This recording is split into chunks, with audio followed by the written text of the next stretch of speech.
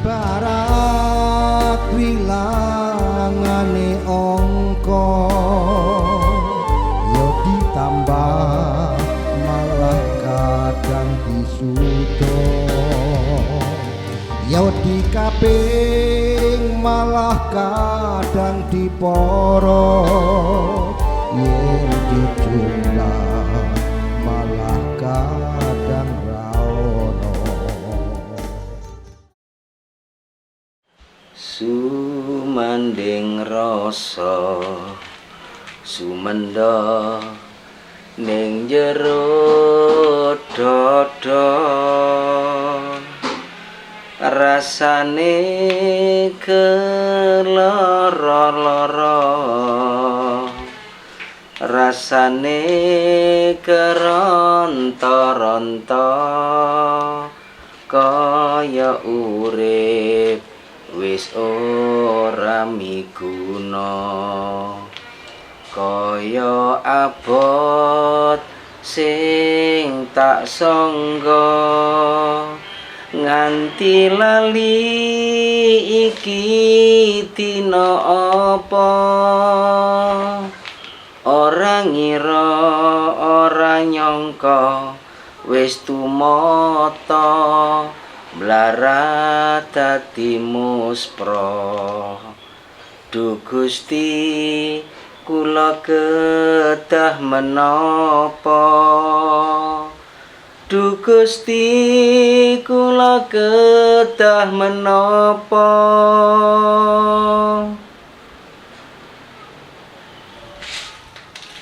Lho, tak rungokno kaya ana wong sambat tibake ndek kene. Aduh trondolo iki kok moro-moro teko ae nambah-nambahi masalah iki rasane. Nambahi masalah. Bejo, sambat apa sampean? Tak rungokno kaya wong ngersula ngono. Gak ngersula ya apa wae. Lara untu wis 5 dina. Cenu-cenu te cekot-cekot ae kuwene ning dhuwur iki untu iki. Ruasane ning kuwen pilingan tembus ngono. Waduh wis gak iso turu, gak iso mangan. Waduh, lara untu. Iku biasa wong sing lara untu iku kakean dosane, Bajo. Wah, iki lek ngomong sak penake dhewe ae. Wis kakean dosane lho gara lara untu. Sitalah. Sampeyan kok moro mrene te lapo?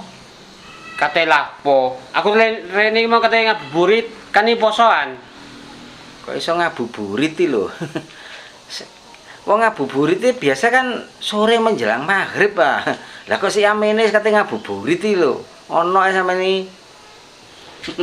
Wis terserah sampean wis. Sak waya-waya sampean wis kate ngabuburit jam piro wis bebas ya, Pak Wahid wis bebas. Sakjane ngabuburit te dalam rangka opo iki? Dalam rangka opo? Ya ngobrol, Bajo. Tilapo meneh wong nganggur. Nganggur. Ya golek penggawean kono nganggur tok ae lapo. Golek kerjaan angel, Bajo. Wis persyaratannya kudu ijazah S1, S2. Sing ngurus surat kelakuan baik barang wis ruwet. Lho, lah ijazah sampean ijazah opo? Ijazahku wis ijazah S tungtung, enggak payu. Kok iso ijazah es tungtung iki lho? Maksud sampean nopo? Maksudku ijazahku wis ngluntung gak karu-karuan, Bajo. Suwek kabeh wis. Oh, iso-iso ae Pak Wahid iki. Lah masalah iku surat apa? Surat kelakuan baik sing biasa ndek kepolisian iku. Lah gampang nguruse. Gampang ya apa? Wong kelakuanku gak karu-karuan wis. Polisine bingung lek kate nyatet. Iso-iso ae. Iya ya. Polisine ngerti sampean soalnya. Iku waduh Pak Wahid sing korek. Iki wong gak karu-karuan iki. Ting ngurus surat kelakuan baik iki. Opone sing ditulis iki. Iya wis. Wis gak usah bahas iku Pak Wahid. Bahas sing liyane. Bajo, aku teh ngomong ana berita sing menggemparkan iki. Berita menggemparkan. Terus sampean niku kan biyen ngono ono ae sing enggak tok ae. Loh, temenan nih Bajo. Iki lak kedung bledak temenan. Blaen iki. Berita apa? Berita sampean sing nggare meledak bareng iki. Ono-ono ae apa? Bejo, kasus ijazah muncul kembali, malah lebih dahsyat. Kasus ijazah. Kasus sing ijazah sing apa iso-iso meni? Bejo, aja pura-pura gak ngerti. Sing iki lho. Sing ndi sih Pak Wahid? Sing iki iku sing ndi sih? Iku lho, sing saiki dibelani Oto iku lho. Dibelani Oto. Oh. Sing iku tabu iku. Iki gak oleh dibahas sing iku. Iku iso meresahkan publik iku. Koke gak ilok lek dibahas Pak Wahid. Kok iso gak ilok iku lho? Segala sesuatu, segala masalah wis clear. Kok iso gak ilok? Sik ta lah Pak Wahid. Clear sing apa? Nah iki temenan Bajo. Ana berita tekan Rismon Sianipar. Rismon Sianipar.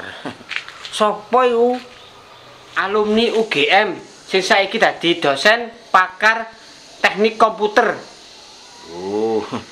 Rismon Sianipar, alumni UGM, dosen sing dadi apa? Ahli teknik komputer. Terus apa hubungane masalahe? Ternyata Bajo, Rismon Sianipar melakukan penelitian sing luar biasa. Penelitian sing apa Wahid? Kok ada luar biasa barang iku. Paling ya ngono-ngono iku.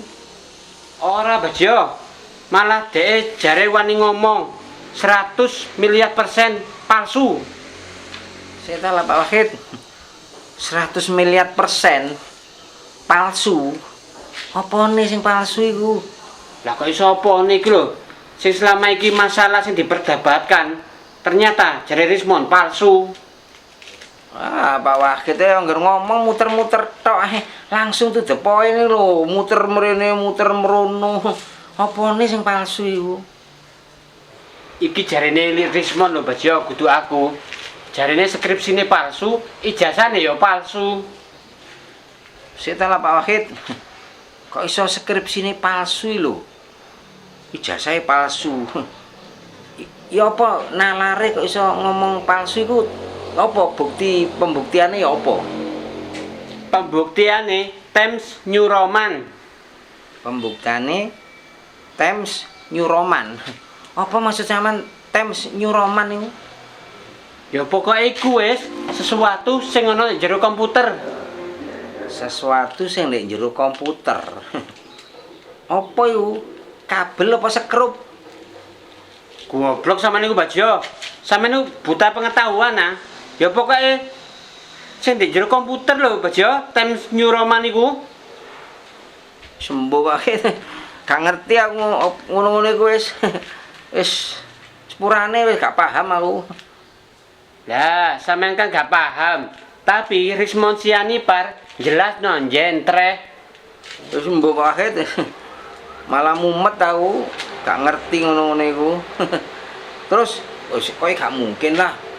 Aku gak masuk akal lah mosok skripsine palsu, ijazahne palsu. Lah wong waktu iku kanca-kancane jarine ndudune ijazah ngene kok. Rame-rame bareng-bareng ngene ndudune ijazah bareng-bareng ngene. Teman apa seangkatane apa-apa bahkan ana dosene ngomong pembimbing apa-apa ngomong iya ya ngono iki ngono kowe gak mungkin lah. Mosok gak tau kuliah di UGM. Jare Rismon Sianipar kayake gak tau kuliah di UGM. Lho, kok anjok sakmono.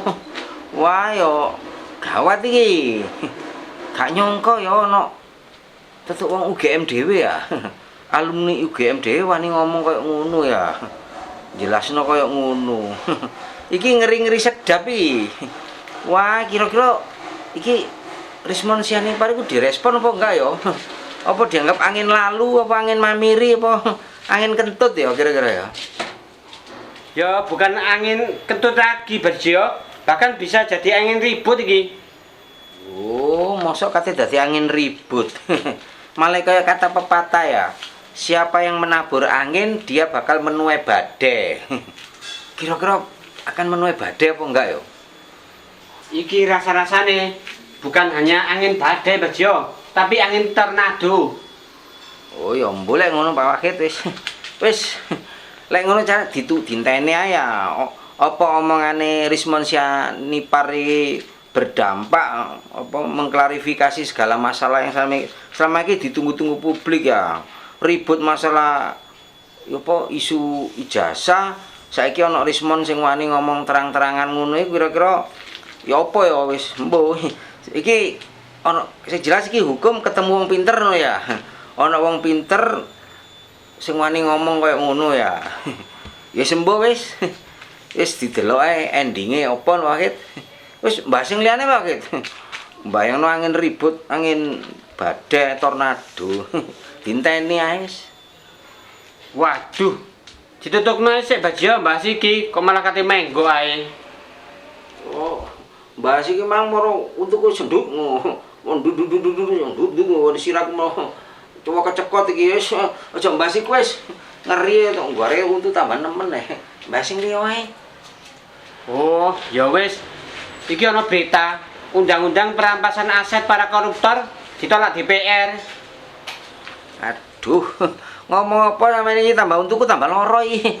Kok isone undang-undang apa perampasan aset koruptor ditolak DPR. Lho, sik lah kok DPR nolak lho. Jelas wong lah koruptor kan mencuri uang negara, uang rakyat ta. Ya dirampas meneh lah. Sing bener rak ngono hasil korupsine dirampas kembali ngono. Duh. Untuk tambah loro paket Mbak ngene. Lah iya Bajo, malah timbul pertanyaan nah. DPR iku sajane mewakili suara rakyat apa suarane dhewe? Wis mbok wae wis. Mbah sing enggak untuk malah tambah gak karo-karo nek cekot-cekote. Aduh, nang pilingan wis. Wis opo iki? Wis mbok wae wis. Mbah sing liyane, mbah akhir zaman ae. Dajal te metu lho dibahas iki lho iso gare anu, gare gamblang. Dobol sampeyan Bajo, kok moro-moro menggo nang dajal kate metu iku lho. Gak ono undang-undange dajal iku. Lho sembronone Pak Wahid iki kok iso gak ono undang-undange yo. Tapi ono dalile. Kanjeng Nabi ngelingno, pokoke gelem gak gelem dajal te metu, gelem gak gelem Imam Mahdi yo kate muncul. Kate dibaiat wis, gelem gak gelem ya wis. Ya wis Masjidil Aqsa bakal dibebasno. Gelem gak gelem Islam akan menang. Gelem gak gelem Israel akan dihabiskan. Gelem gak gelem ya morat marit. Loh, gelem gak gelem kok morat marit ya apa sih Bajo? Ah, kate gak morat marit ya apa? Lah nek dajal metu ya morat marit ta. Dajal metu iku akan membuat kerusakan fitnah di muka bumi geden-gedenan Ana wong dawuhe Kanjeng Nabi lho ya. Ana wong isu iman sore kafir. Sore beriman, pagi menjadi kafir ngono. Gawat iki. Aduh, gara-gara sampean ngomong dajal Bajo, untukku melok loro iki. Ya apa iki? Sembuh Pak Wahid wis. Lek dipikir-pikir dirasakno tambah ruwet ya. Tambah mumet wis. Tambah garai loro untu, garai senep ya. Sembuh wis. Sik Bajo, aku kate bahas nomor 3, penting. Wis Pak Wahid aja kan bahas apa-apa ya. Loro untu wis aja aku males bahas apa-apa ini. Tambah cekot-cekot gak karu-karuan. Te bahas apa? Bajo, iki lak kate Rio ya Bajo. Aku nyilih duweke 10 juta. Aduh. Pak Wahid omongan sampean gawe untukku tambah cekot-cekot kok kate nyilih duit 10 juta yo. Duit ndas semua. Wes, mulai Wahid, wis kate ora bahas utang-utangan lho, waduh. Tambah loro untu aku. Wes, mulai teko-teko te nyilih utang 10 juta sak penae dhewe. Nyilih nang pinjol kono lho wis. Wes, mulai Wahid, aja njegrek kene ae wis. Wis, Bajo jenenge mesti didil, ten nyilih 10 juta ora oleh. Wis, mulai wis, golek duwite kali aku. Lho. Pak Wahid, maksud sampean opo te golek duit kali? Iso tak golek duit kali? Iso Bajo, engko ana wong ndek kali tak jongkrokno. Duwite tak joko, lah wis ah. Lho, ya gara-gara kelakuan sampean sing ngono iku ngurus surat kelakuan baik ndek kepolisian angel. Iso ae sampean iki.